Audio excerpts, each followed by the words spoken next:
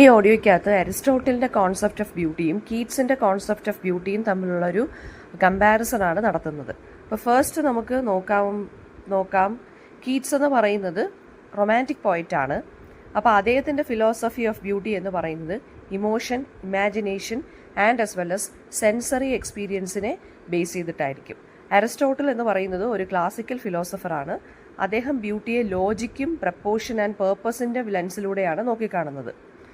Nature of ബ്യൂട്ടിയാണ് അടുത്ത element of comparison എന്ന് പറയുന്നത്. കീറ്റ്സിൻ്റെ ബ്യൂട്ടി എന്ന് പറയുന്നത് ഇറ്റ് ഇസ് ഇമോഷണൽ ആണ് and also it is subjective for him. അതായത് പേഴ്സണൽ ഫീലിങ്സിനെ ഡിപ്പെൻഡ് ചെയ്തിരിക്കും. അരിസ്റ്റോട്ടലിന് ബ്യൂട്ടിക്ക് ഒബ്ജക്റ്റീവ് എലിമെൻറ്റ്സ് ആണ്, അത് സബ്ജക്റ്റീവ് അല്ല. അപ്പം എന്ന് വെച്ച് കഴിഞ്ഞാൽ അദ്ദേഹം അതിനെ സിമെട്രി അല്ലെങ്കിൽ ഓർഡർ എന്നുള്ള ക്വാളിറ്റീസ് വെച്ചിട്ട് മെഷർ ചെയ്യാൻ പറ്റുന്നുണ്ടോ ബ്യൂട്ടി, അതായത് മെഷറബിൾ ക്വാളിറ്റീസ് വെച്ചിട്ടാണ് അദ്ദേഹം ബ്യൂട്ടിയെ ഡിഫൈൻ ചെയ്യുന്നത്. അടുത്തത് കീറ്റ്സ് പറയുന്നത് ബ്യൂട്ടി ഈസ് ട്രൂത്ത് ബ്യൂട്ടി എന്നാണ്, അല്ലേ? അപ്പോൾ ബ്യൂട്ടി എന്ന് പറയുന്നതിനകത്ത് യൂണിവേഴ്സൽ ട്രൂത്ത് റിവീൽ ചെയ്യുന്നു. ലൈഫിനെ കുറിച്ചും എക്സിസ്റ്റൻസിനെ കുറിച്ചുമുള്ള സത്യങ്ങളെല്ലാം റിവീൽ ചെയ്യുന്നതാണ് ബ്യൂട്ടി എന്ന് പറയുന്നത്. അരിസ്റ്റോട്ടിൽ പറയുന്നത് ബ്യൂട്ടിയും ട്രൂത്തും റിലേറ്റഡ് ആണ്, പക്ഷേ അത് ഡിഫറൻ്റ് ആണെന്നും ബ്യൂട്ടി എന്ന് പറയുന്നത് ഫങ്ഷനിൽ നിന്നും ഫോമിൽ നിന്നും വരുന്നതാണ്, അല്ലാതെ ട്രൂത്തിൽ നിന്ന് മാത്രം വരുന്നതല്ല. ഇനി കീറ്റ്സ് പറയുന്നത് എന്താണ്, ബ്യൂട്ടി എന്ന് പറയുന്നത് it is appealing to all senses, അതായത് നമ്മുടെ sight, sound, touch, emotional response, ഇതിലൂടെ എല്ലാം നമുക്ക് എക്സ്പീരിയൻസ് ചെയ്യാൻ പറ്റുന്നതാണ് ബ്യൂട്ടി. അരിസ്റ്റോട്ടിൽ ഞാൻ നേരത്തെ പറഞ്ഞ പോലെ സ്ട്രക്ചറിനെയാണ് ഫോക്കസ് ചെയ്യുന്നത്. അതിൻ്റെ പ്രപ്പോർഷൻ എങ്ങനെയുണ്ട്, അതിൻ്റെ ഹാർമണി എങ്ങനെയുണ്ട്, അതിനൊരു യൂണിറ്റി ഉണ്ടോ, ഇതൊക്കെയാണ് അദ്ദേഹം നോക്കുന്നത്. അപ്പോൾ റോൾ ഓഫ് ഇമാജിനേഷനാണ് അടുത്ത എലമെൻറ്റ്. കീറ്റ്സ് പറയുന്നത് ഇമാജിനേഷൻ എന്ന് പറയുന്നത് ഓർഡിനറി തിങ്സിനെ ട്രാൻസ്ഫോം ചെയ്ത് എറ്റേണൽ ബ്യൂട്ടിയാക്കി മാറ്റുന്നു. അരിസ്റ്റോട്ടിൽ പറയുന്നത് ഇമാജിനേഷൻ ലെസ് സെൻട്രൽ ആണെന്നും റീസണും ഒബ്സർവേഷനുമാണ് ഇദ്ദേഹം കൂടുതൽ ഇമ്പോർട്ടൻസ് കൊടുക്കുന്നത്. പിന്നെ ബ്യൂട്ടി എന്ന് പറയുന്നത് ക്രിയേറ്ററിനെ ഔട്ട്ലിവ് ചെയ്യുന്നൊരു കാര്യമാണ്, ആർട്ടിലൂടെയും നേച്ചറിലൂടെയും മെമ്മറിയിലൂടെയും. അരിസ്റ്റോട്ടിൽ പറയുന്നതെന്ന് വെച്ചാൽ ഇമ്മോർട്ടാലിറ്റി എന്ന് പറയുന്ന ഒരു മെയിൻ കൺസേണേ അല്ല, ഹാർമണിയിലും പേർപ്പസിലുമാണ് നമ്മൾ ഇമ്പോർട്ടൻസ് കൊടുക്കേണ്ടതെന്ന്. പിന്നെ ബ്യൂട്ടി എന്ന് പറയുന്നതിന് എക്സിസ്റ്റ് ചെയ്യാൻ പറ്റും ഇൻഡിപെൻഡൻ്റ് ആയിട്ട്, വിത്തൗട്ട് എനി പ്രാക്ടിക്കൽ ഫംഗ്ഷൻ ഇല്ലെങ്കിലും അതിന് എക്സിസ്റ്റ് ചെയ്യാൻ പറ്റുമെന്നും.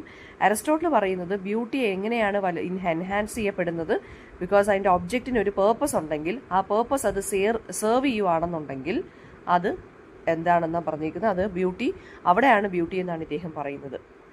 പിന്നെ കീറ്റ്സ് പറയുന്നത് ബ്യൂട്ടിയുടെ മൊറാലിറ്റിക്ക് അല്ലെങ്കിൽ മോറൽ കോണ്ടന്റ് സെക്കൻഡറി ആണെന്നും, എന്താ പറയുക, ഈവൻ ട്രാജിക് സബ്ജക്ട്സിന് പോലും ബ്യൂട്ടിഫുൾ ആവാൻ പറ്റും എന്നാണ് ഇദ്ദേഹം പറയുന്നത്.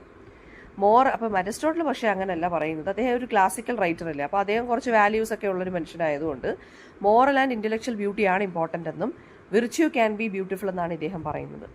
കീറ്റ്സിന് ആർട്ട് ഒരു എസ്കേപ്പാണ് പെയിനിൽ നിന്നും മോർട്ടാലിറ്റിയിൽ നിന്നും. പക്ഷേ അരിസ്റ്റോട്ടിൽ എന്ന് പറയുന്നതെന്ന് വെച്ചാൽ ആർട്ട് എന്ന് പറയുന്ന റിയാലിറ്റിയെ മിറർ ചെയ്യുന്ന കാര്യമാണ്, എഡ്യൂക്കേറ്റ് ചെയ്യുന്ന കാര്യമാണ്. അരിസ്റ്റോട്ടിൽ പറയുന്നത് ആർട്ട് എന്ന് പറയുന്നത് നമ്മുടെ ഇമോഷൻസിനെ റിലീസ് ചെയ്യുന്നൊരു കാര്യമാണ്. അതിനെയാണ് അദ്ദേഹം കഥാർസിസ് എന്ന് വിളിച്ചത്.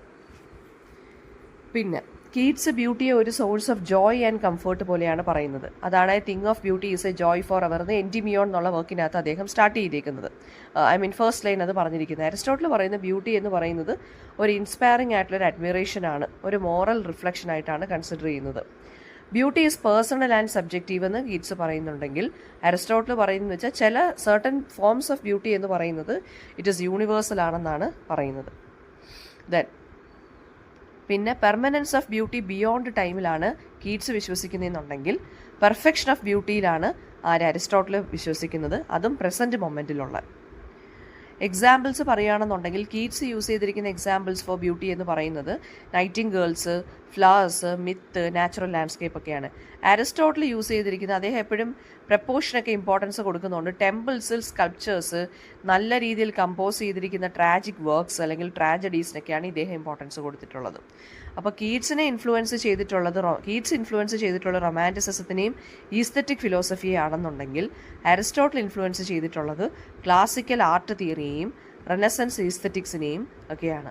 ഇപ്പോൾ കോർ ഡിഫറൻസ് എന്താണെന്ന് വെച്ചാൽ ബ്യൂട്ടി ഒരു ഫീലിംഗ് ആണെന്നും അതാണ് ട്രൂത്തിനും ജോയ്ക്കും വഴിയൊരുക്കുന്നതെന്നുമാണ് കീറ്റ്സ് വിശ്വസിക്കുന്നത്. അരിസ്റ്റോട്ടിൽ പറയുന്നതെന്ന് വെച്ചാൽ ബ്യൂട്ടി എന്ന് പറയുന്നത് അതൊരു ഫോം ആണെന്നും അതിനൊരു ഹാർമണി, അതിനൊരു പ്രപ്പോർഷൻ, അതിനൊരു പേർപ്പസും ഉണ്ടായിരിക്കണം എന്നാണ് അദ്ദേഹം പറയുന്നത്.